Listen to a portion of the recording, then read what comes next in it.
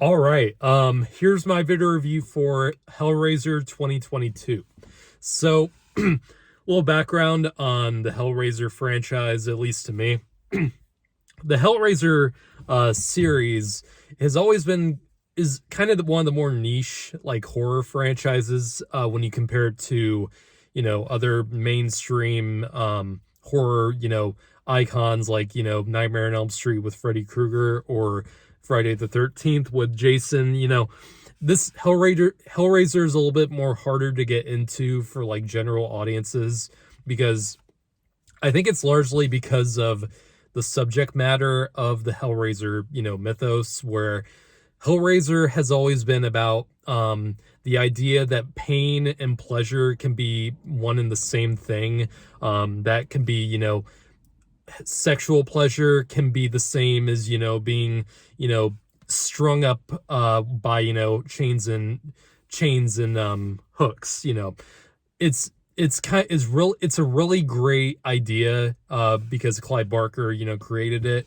It's a really terrifying one too, and are um a lot of people are disturbed by that kind of idea. And it's a lot of body horror, and most people will not be able to get into that because it's just chilling watching that kind of stuff unfold with the people being torn apart by hooks and chains. But I think it's still one of the more iconic horror franchises because of, I think, largely because of, that image of Pinhead, who's pretty much the main thing you think of when you think of Hellraiser, because because it's on every, poster and cover for all of these movies. Even though Pinhead really isn't that huge of a presence in most of them, even in the first Hellraiser, he's largely part, like, he's the leader of the Cenobites, and he's probably the one who talks the most, but he's not really that big of presence, in the story that much. He's just the thing that looks cool. And I think I've only seen the first Hellraiser movie. I've not seen any of the other like dozens of sequels that they have made that largely I think after Hellraiser 3, I think they mainly just went to direct to video or direct to streaming. And I've heard most of them are pretty much complete shit. I actually, you know what? I've seen the first Hellraiser, and I've also seen Revelations because I was forced to watch it at a Halloween, kind of thing where we were watching a bunch of scary movies, and we watched the first Hellraiser. I actually just I didn't really grow up with Hellraiser. I watched it when I was like 15 or 16. And I also watched Revelations because it was on Netflix at the time, and I was just completely baffled by how absolutely horrendous the drop in quality was compared to the first film. I mean, Revelations is the bottom of the barrel, I think, in terms of the franchise. I keep in mind I haven't seen any of the others, and I don't really want to, because if they're anything like Revelations was, then I'm gonna stay completely clear of them. But when I heard that they were redoing the Hellraiser series and doing it in a kind of reboot, like a lot of horror movies are nowadays, I initially heard about this movie because of the decision to cast Jaime Clayton as Pinhead, and she's a transgender woman, and that sort of thing is bound to cause controversy because Doug Bradley played Pinhead for pretty much all the movies before then. And Revelations, he was played by someone different. I can't remember who played him, but that was a decision that caused controversy, and I didn't really care because Pinhead's not human. I mean, he used to be human if you know the mythos and backstory of Pinhead and the Cenobites, but it doesn't really matter because the Cenobites have no gender. And it actually, in my opinion, adds to the kind of mythos and the backstory of the Cenobites when you really don't, when the gender becomes kind of irrelevant. And I thought that was a great idea to cast a female as Pinhead. And I had no idea that David Bruckner was directing this reboot until like a few weeks ago, when this film was screening at film festivals. And I thought, as soon as I heard that Bruckner was attached to this movie, I instantly had so much faith in it, because if you saw The Night House, which came out last year, that pretty much immediately gave me faith that a new Hellraiser movie with his vision behind it could really be something unique. Because this man really does understand how to create, how to bring about really abstract ideas and make it cinematic and make it creepy and make it atmospheric and really do something that is outside the box in terms of visually and conceptually. And watching it tonight on Hulu, goddamn, Hulu's been killing it with their releases, or at least their big releases. I mean, we had Prey 2 months ago, and that was great. And watching this this weekend, this film gave me exactly what I wanted from a new version of Hellraiser. This was exactly what I thought Bruckner could do with, this idea.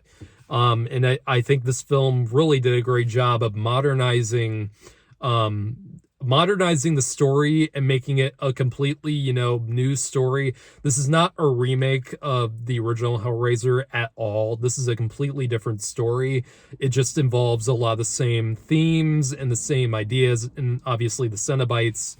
But it does something very much unique with the story and the mythos. And it does so much more than any of the other sequels have probably done ever since the original. And I would say I don't like. I think the original is still the better movie than this. I think I like the simplicity of the original film, because most of the original movie takes place at this one house of I forget the characters' names, but that one house where Frank in the original film is being, kept after he escapes from the Cenobites and slowly comes back to life by, consuming blood and regaining his flesh. I love the simplicity of that film, because everything ties together to the theme of the Hellbound Heart, which is the Clive Barker book that it was based on. And it was all tied to that idea of sexual pleasure and pain and manipulating other people for your own pleasure. And I think this film, the 2022 reboot, is much more. It's much more of a complex movie. There's a lot more going on in it, and for me, I didn't like that quite as much as I loved that simplicity that the original gave me, and that straightforward kind of plot that the original had. Not to say that that's entirely a bad thing. In fact, I think this film is a double-edged sword, because so much of that complexity really does do something that I think this franchise needed, where it really needed to do more with the Cenobites, and it really had to do something different with them, because you get a lot more. This film goes into the mythology of the Cenobites and how they work, how their system of using the puzzle box works.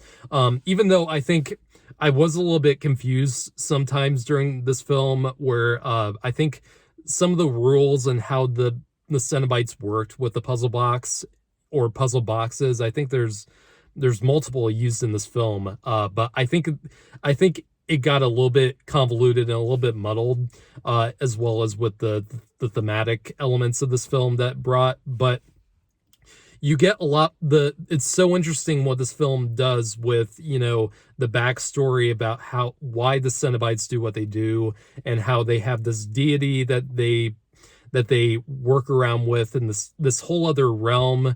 And I love the fact that they explain that the puzzle box has, all these different, because it's, a square, it's a cube, and it has all 6 sides. It actually explains everything that about what the puzzle box does, and the different functions it can do for the host that can choose what they want from the Cenobites and what they eventually decide to do. And that did so much more world building, and so much more did so much more for the story of the entire franchise than a lot of these other movies did. And I think a large part about why this movie works so well is because of Bruckner's incredible vision behind the camera. I mean, this film looks incredible. The cinematography is amazing in this, and they do so much with it. And a lot of the great things about the Night House, which did so much with like a few locations, but it did so with revolving sets and changing backdrops, and a lot of creative visual techniques that are pretty simple when you really break them down. They do a lot of that with this film, except it's on a much more bigger scale, and there's a lot more, they do a lot with, what you've seen before in the Hellraiser films, with the chains and how the different realities combine, with, between the human world and the world where the Cenobites come from. And I thought those all very clever and very well done in a visual sense. And there's so much atmosphere in this film. This film really does have a tone that's very unique than the original to the original film, but still you still feel like you're watching a Hellraiser movie, just on a more elevated sense. And I thought all the actors did a great job. Odessa A'Zion, I think it's how you'd say her name. I haven't seen her in anything else, and I don't know if she's done that much before. I thought she did an absolutely great job. You really do feel that sense that she is really struggling with addiction, and she is going through so many different feelings throughout the film with all these with the supporting characters. You really get the sense that she feels like she's losing her mind when she starts to encounter all the different supernatural things going on. All the other actors did a great job. I want to talk about the Cenobites, of course. Pinhead being played by Jaime Clayton. I thought she absolutely did a great job too. She did something very unique than to what Doug Bradley did. The voice is different from the other Pinheads that we've seen before. It's not quite the deep booming voice that Doug Bradley had, but it still lends to that creepy inhuman nature that Pinhead should be and always should be. And she does very much without doing much of anything. And Pinhead usually does not really emote because it's not really, it's an inhuman force, but you're still going along with that character, and you're pretty much creeped out every time you see her. And I'm really excited to see what else they do in the coming movies, if they do more, if they do sequels to this movie, because I do definitely think they will. And I'm very excited to see what they do with that. The music is fantastic. My God, I'm a huge fan of Christopher Young's score that he did with the first Hellraiser movie. That score is just so iconic, and it's so memorable. It's one of the most memorable horror movie music. And this film is an original score. It wasn't done by Christopher Young, but the beginning of the film has bits and pieces of that original theme that Christopher Young did for the main theme. But over the course of the film, you get to hear that main theme done in different ways until the very end. And I thought that was all very clever, and it all sounded great. I think that really lended to, it gave fan service to this movie without feeling like it was completely, using the nostalgia for the original Hellraiser. So overall, I think this movie is a really great this is a really great reboot to a series that really needed some fresh blood in it, and it really needed a fresh take to get away from all that garbage that this franchise unfortunately landed in. And I think they're really onto something that's really cool, and that they can keep doing more of these without feeling like it's just sequelitis over and over again, like the other movies probably did. And the reason why those are pretty much all hated after the original film. And I think as long as David Bruckner stays with this franchise and doesn't leave, like kind of Clive Barker kind of did with the later movies, I think we have a new hot horror movie franchise with this, and I hope to God that they release the sequels in theaters, because I think this film would have played great on the big screen.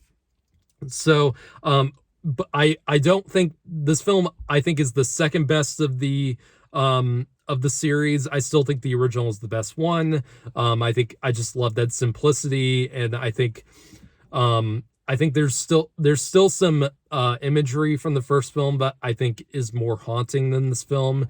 And some of the mechanics of, the world building can get pretty confusing if you're not following exactly what's going on. But this is still as close as you can get to the original Hellraiser as you're probably going to get. So I'm going to give this film an 8 out of 10. Really enjoyed it.